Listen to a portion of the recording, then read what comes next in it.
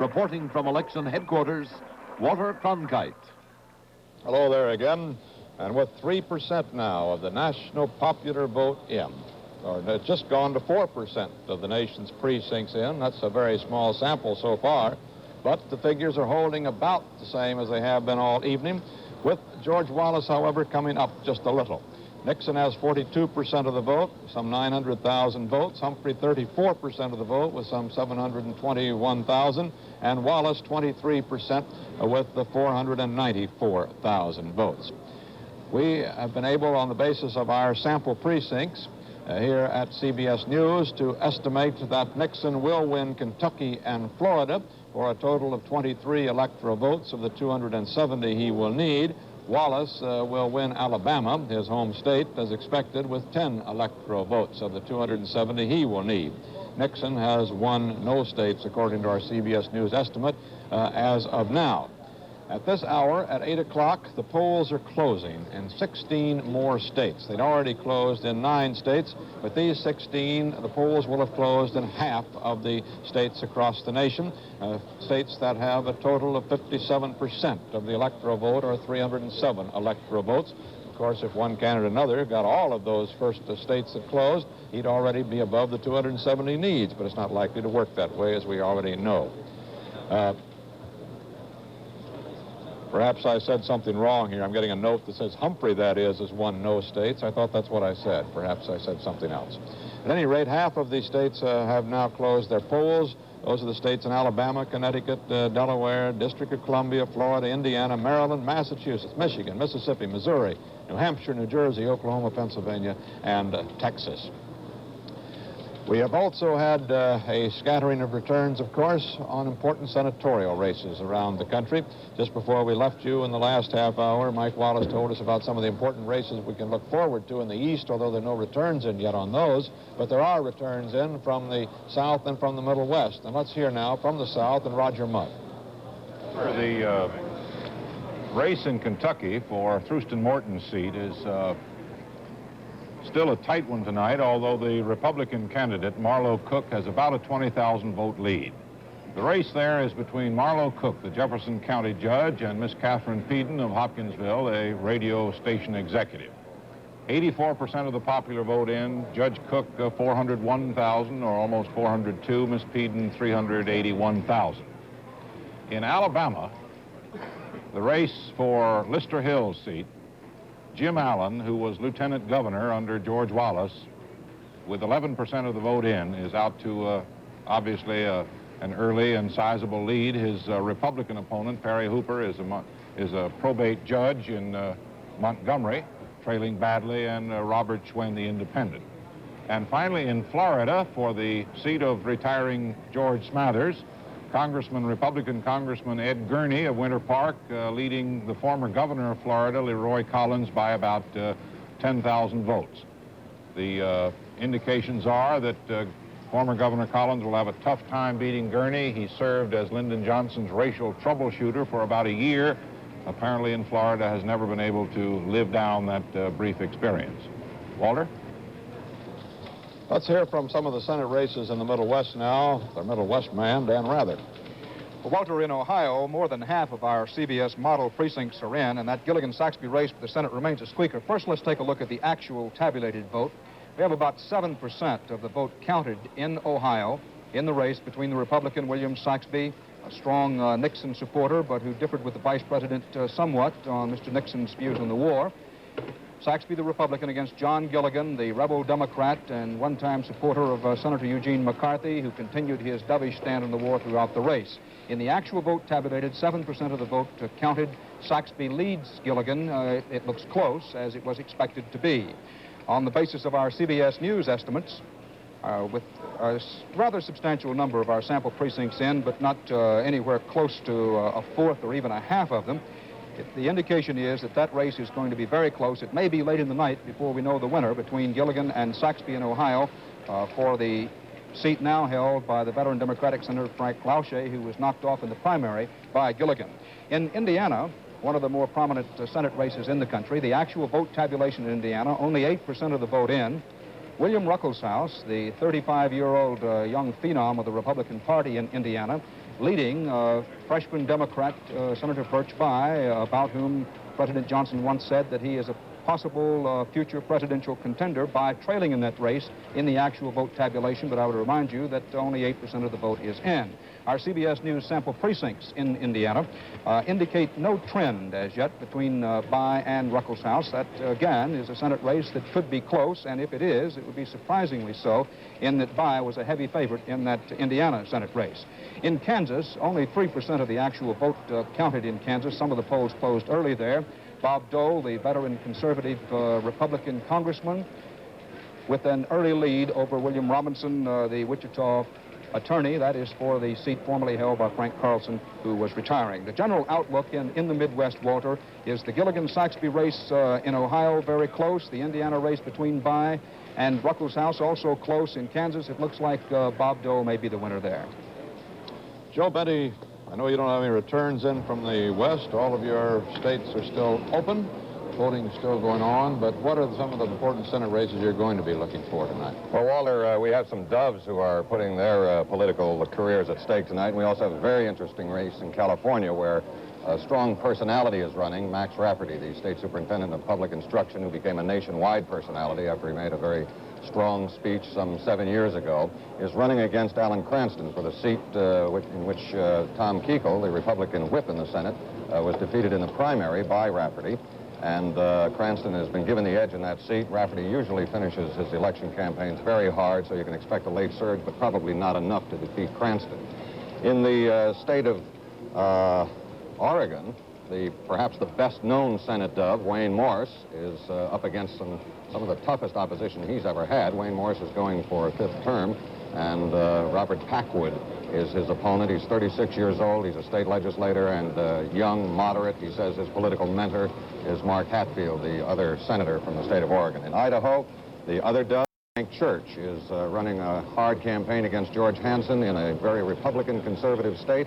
But Church is considered to have the edge. Hansen, a very strong conservative, a hawk on Vietnam. And one final race of interest in Alaska, Ernest Greening, part of the tandem with Wayne Morse, one of the 2 senators who voted against the Gulf of Tonkin resolution, is running as a write-in candidate. He's not expected to win. Mike Gravel, the Democrat, running against Elmer Rasmussen, the former mayor of Anchorage, and that race is expected to go to Rasmussen. Greening probably ending a 30-year political career in Alaska.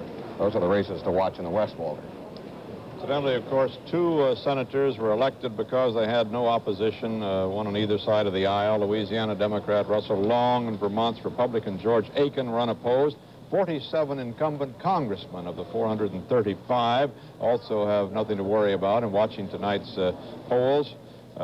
Because they had no opposition, but make that 46, because in Brazil, Indiana today, one of the unopposed candidates, David Anderson, an unopposed Democratic nominee. Oh, no, he's not running in the House of Representatives. I didn't mean to suggest that. It is 47 incumbent congressmen. David Anderson, unopposed Democratic nominee for Clay County Treasurer in Brazil, Indiana, who was unopposed, had nothing to worry about, died this morning just 30 minutes before the polls opened. Now the Brazil, Indiana election officials face a problem. CBS News color coverage of election night 68 will continue in a moment.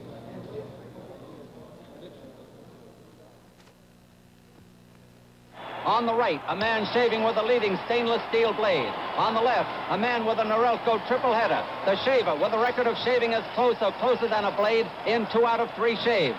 Right on the chin.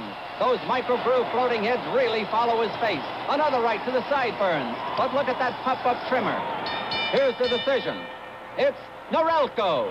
The Norelco triple header is the winner. Norelco is the winner. Norelco.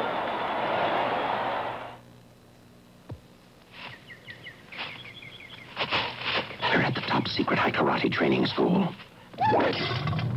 These trainees are learning how to defend themselves in case they apply too much high karate after shave or cologne. If someone gives you some high karate, but you don't have time for special training, don't worry. There's a cram course on self-defense in every package. Regular and Oriental Lime. High karate. Be careful how you use it.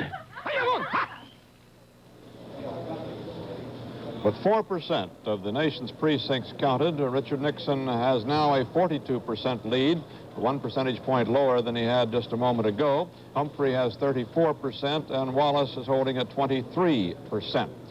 In the Electoral College, where it really counts, where we elect our president, we at CBS News estimate that Nixon will win Kentucky and Florida with 23 electoral votes. Wallace will win Alabama with 10 electoral votes. Wallace leads for 13 other Nixon leads for 13 other electoral votes, as you see there.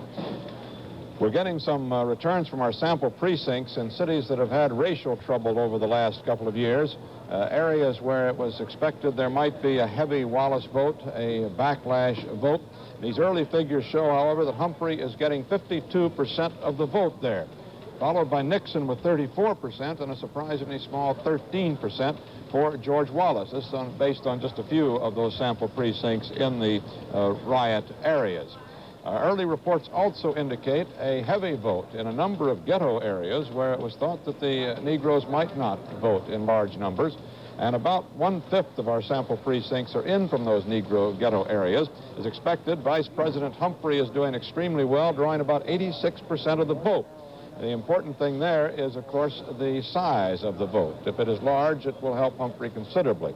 Nixon is getting about 10% of that ghetto vote. Wallace, as you might expect, getting 1%, around 3% of the vote, that is. And now CBS News estimates that when all of the votes are in from the state of North Carolina, Richard Nixon will win North Carolina with 43% of the vote.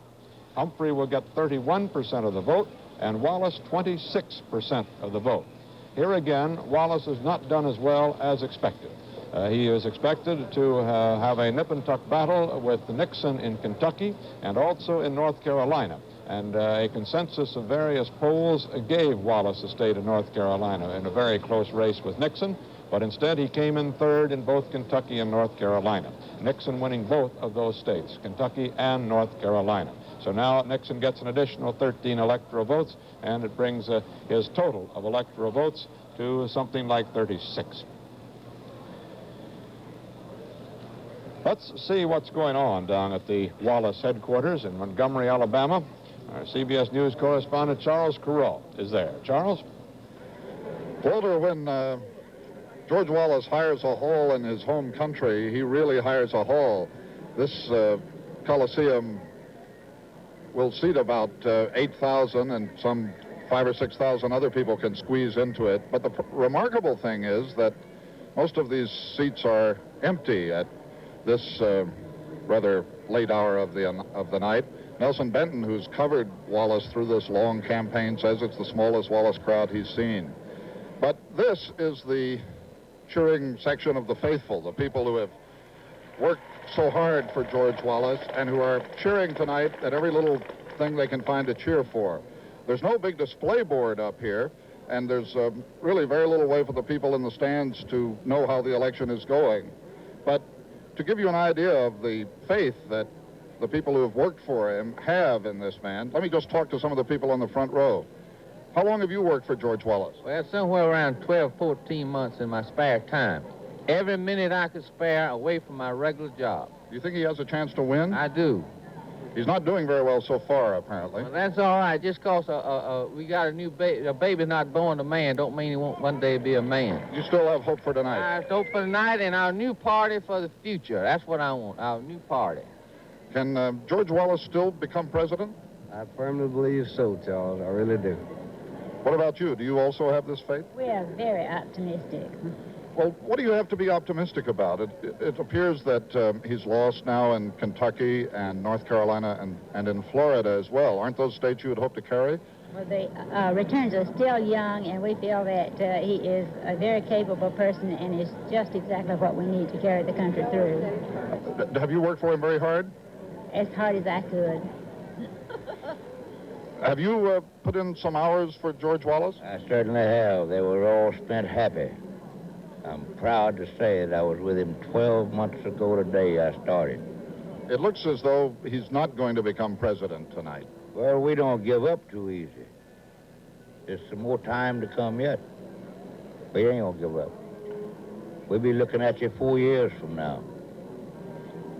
We're going to follow him right on. That gives you an idea, Walter, of how these people in Montgomery feel about their man. Roger Mudd, I gather that we've got an indication of a winner in Florida senatorial race. Yes, Walter, on the basis of our CBS News estimate, the new congressman from Florida is, the new senator from Florida will be a Republican. That makes the GOP a pickup of 1. Ed Gurney from Winter Park, according to our CBS News estimate, will win that contest 56% to Leroy Collins' 44%. Governor Collins trying to make a comeback in Florida after an absence of about 6 years, just didn't do it tonight. Incidentally, to explain further our estimate in North Carolina in the presidential race, our estimate there, Nixon 43%, Humphrey 31%, Wallace 26%. Our model precincts indicate that in eastern North Carolina, which is considered the heart of the George Wallace country, Wallace ran a poor second. Humphrey 48%, Wallace 35%, Nixon 18%. Richard Nixon did well all through the Piedmont area and the Triangle, the Crescent as they call it in North Carolina. He broke even with Hubert Humphrey in the Raleigh-Durham area, but he carried the Greensboro, High Point, Winston-Salem area, 50 for Nixon, 31 for Wallace, and 19 for Humphrey. We can take now a quick sweep of our presidential boards, first in Virginia. 8% of the popular vote is in Virginia. Nixon leading there, 34,000, 24,000 Humphrey, Wallace 26,000. In South Carolina, 5% of the vote in, Wallace out to an early lead there. In Mississippi, 4% of the vote in, no surprise, Wallace out to an early lead. In Kentucky, which already we estimate has gone for Richard Nixon, there are the figures in Kentucky. In Florida, which we estimate will go also for Richard Nixon, there are the popular vote figures there. And in Alabama, which is gone for George Wallace, there are the popular vote figures there. And just a quick look at the electoral recap board for the South.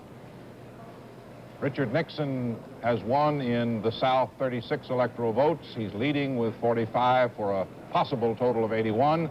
George Wallace has won 10 electoral votes. He's leading for 12 others, a possible total of 22. Hubert Humphrey not yet has broken into the electoral column. Walter? CBS News color coverage of Election Night 68 will continue in a moment. My electoral board isn't up. I'm Frank Gifford for Westinghouse. Before you buy a dishwasher, compare all the features to make sure you get the most dishwasher for your money. Compare washing cycles. Westinghouse gives you 6 to take care of anything from dishes to pots and pans. Compare the interior. Is it plastic coated or porcelain on steel, like Westinghouse? That's quality. Compare noise levels. Inside this Westinghouse is a thick layer of fiberglass that keeps your kitchen quiet. Compare results. The Westinghouse sanitizer keeps the water 145 degrees hot. The hotter the water, the cleaner your dishes. And if you have to do dishes, this is the way to do them. Compare all the features. You'll buy Westinghouse. You can be sure if it's Westinghouse. And now, Dan Rather, I see we've got an interesting situation in Indiana. Let's have a report. In Indiana, our CBS News estimates show that Richard Nixon is very probably will carry Indiana by roughly 54% to 36%. We're not ready to call Indiana for Richard Nixon as yet, but we do have a substantial number of our sample precincts in Indiana, and the indication from our sample precincts is that Richard Nixon very likely will carry Indiana. We'll come back to that a bit later and perhaps have a call in that state. Now, the actual vote tabulations in the state of Indiana, let's take a look at the board. With 11% of the actual vote in, those are the figures. Keep in mind, only 11% of the actual vote in, and that our CBS News estimate is that that will hold, and that Richard Nixon may very well indeed carry Indiana. Moving on to Illinois, we're beginning to get some of the actual vote totals in from Illinois, not many. Illinois with 26 electoral votes at stake. There are the actual votes tabulated. The polls closed just over an hour ago in Illinois, not many votes counted. But our CBS News estimate in the state of Illinois shows that the race may be a bit close there, closer at least than the Republicans had hoped in Illinois. While we have some of our sample precincts in, it's just too early to have any trend in Illinois. In the Illinois senatorial race, no raw vote figures in yet. That's the race between the veteran Everett Dirksen and William Clark, the hand-picked candidate of Chicago Mayor Richard Daley, who later broke with Daley and President Johnson over the Vietnam War. While we have no actual vote tabulation in that race, our sample precincts would indicate that Senator Dirksen may be in for a little closer race than the Republicans had expected. It was expected that Dirksen would run away from with that race, and our indication is that while Dirksen may win it, it should be fairly close. Walter? Now in popular vote, with 5% of the vote in of the nation's precincts, Richard Nixon is holding at 42%, Humphrey at 36%, and Wallace at 22%. That's been steady for the last half hour or 45 minutes.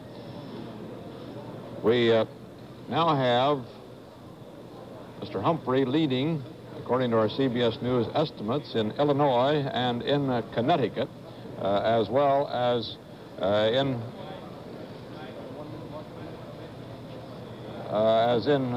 well, those are the two states in which we have Humphrey leading at this moment. Checking my readout screens here, that seems to be the situation. In Indiana, we have Nixon leading, as Dan Rather reported to you just a few moments ago. Dan? Walter, I believe that in the state of Indiana that we're very near calling that for Richard Nixon. My screen shows an asterisk beside Indiana and shows we're calling that in the winner column, the CBS News estimate. I just got a confirmation of that, Dan. You're absolutely right. The CBS News estimates that Nixon will win Indiana, and that when all the vote is in, he'll have 50% of the vote there, Humphrey 38%, and Wallace 12% in Indiana. In the popular vote, it is still Nixon 42%, Humphrey 36%, and Wallace 22%, with 5% of the nation's precincts counted. That's been holding very steady for the last hour. This is Walter Cronkite at CBS News Election Headquarters. Trying to call your attention to the I saw the asterisk. This is CBS.